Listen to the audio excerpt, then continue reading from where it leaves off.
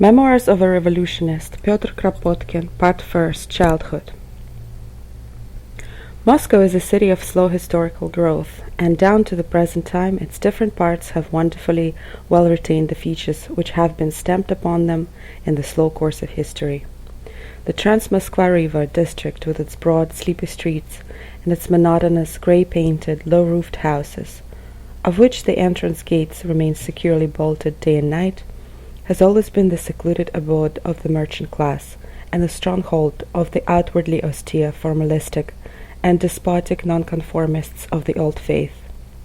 The citadel, or Kreml, is still the stronghold of church and state, and the immense space in front of it, covered with thousands of shops and warehouses, has been for centuries a crowded beehive of commerce, and still remains the heart of a great internal trade which spreads over the whole surface of the vast empire. The Tverskaya and the Smith's Bridge have been for hundreds of years the chief centers for the fashionable shops, while the artisans' quarters, the Plyushikha and the Dorogomilovka, retain the very same features which characterized their uproarious populations in the times of the Moscow Tsars. Each quarter is a little world in itself. Each has its own physiognomy and lives in its own separate life. Even the railways, when they made an eruption into the old capital, grouped apart in special centers on the outskirts of the old town their stores and machine works, their heavily loaded carts and engines. However, of all parts of Moscow, none perhaps is more typical than that labyrinth of clean, quiet, winding streets and lanes which lies at the back of the Kreml, between two great radial streets, the Arbat and the Prachistinka, and it's still called the Old Equerries' Quarter, the Staraya Konyushina.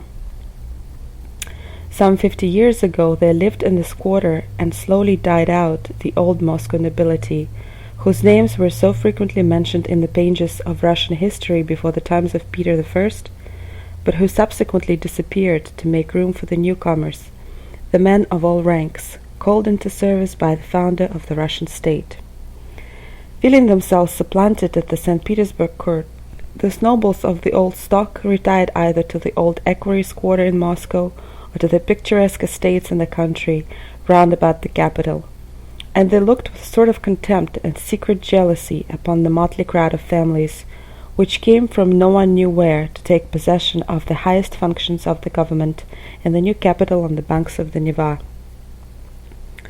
In their younger days most of them had tried their fortunes in the service of the state, chiefly in the army, but for one reason or another they had soon abandoned it without having risen to high rank. The most successful ones obtained some quiet, almost honorary position in their mother city. My father was one of these, while the most of the others simply retired from active service. But wheresoever they might have been shifted in the course of their careers over the wide surface of Russia, they always somehow managed to spend their old age in a house of their own in the Old Equerries' Quarter, under the shadow of the church where they had been baptized, and where the last prayers had been pronounced at the burial of their parents. New branches budded from the old stocks. Some of them achieved more or less distinction in different parts of Russia. Some owned more luxurious houses in the new style in other quarters of Moscow or at St. Petersburg. But the branch which continued to reside in the Old Equerries' Quarter somewhere near to the green, the yellow, the pink, or the brown church, which was endeared through family associations, was considered as the true representative of the family, irrespective of the position it occupied in the family tree.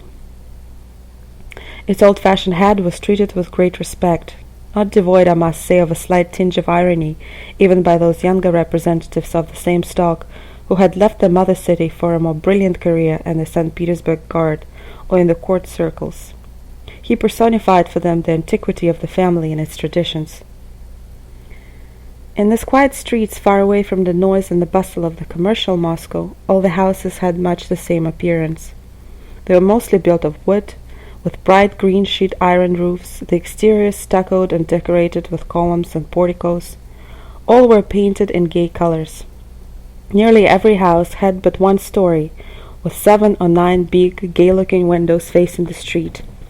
A second story was admitted only in the back part of the house, which looked upon a spacious yard, surrounded by numbers of small buildings, used as kitchens, stables, cellars, coach-houses, and as dwellings for the retainers and servants. A wide gate opened upon this yard, and a breastplate on it usually bore the inscription, House of so-and-so, Lieutenant or Colonel and Commander, very seldom Major General or any similarly elevated civil rank. But if a more luxurious house, embellished by a gilded iron railing and an iron gate, stood in one of those streets, the breastplate on the gate was sure to bear the name of Kermer's Council or Honorable Citizen so-and-so. These were the intruders, those who came unasked to settle in this quarter, and were therefore ignored by their neighbors. No shops were allowed in these select streets, except that in some small wooden house belonging to the parish church, a tiny grocer's or greengrocer's shop might have been found. But then the policeman's lodge stood in the opposite corner, and in the daytime the policeman himself, armed with a halberd, would appear at the door to salute with his inoffensive weapon the officers passing by, and would retire inside when dusk came, to employ himself either as a cobbler or in the manufacture of some special snuff, patronized by the elder male servants of the neighborhood. Life went on quietly and peacefully, at least for the outsider, in this Moscow Faubourg Saint-Germain. In the morning nobody was seen in the streets. About midday the children made their appearance under the guidance of French tutors and German nurses, who took them out for a walk on the snow-covered boulevards.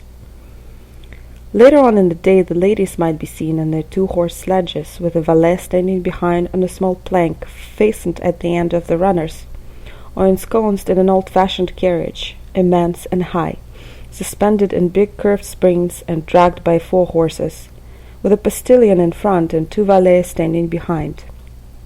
In the evening most of the houses were brightly illuminated, and the blinds not being drawn down, the passer-by could admire the card-players or the waltzers in the saloons.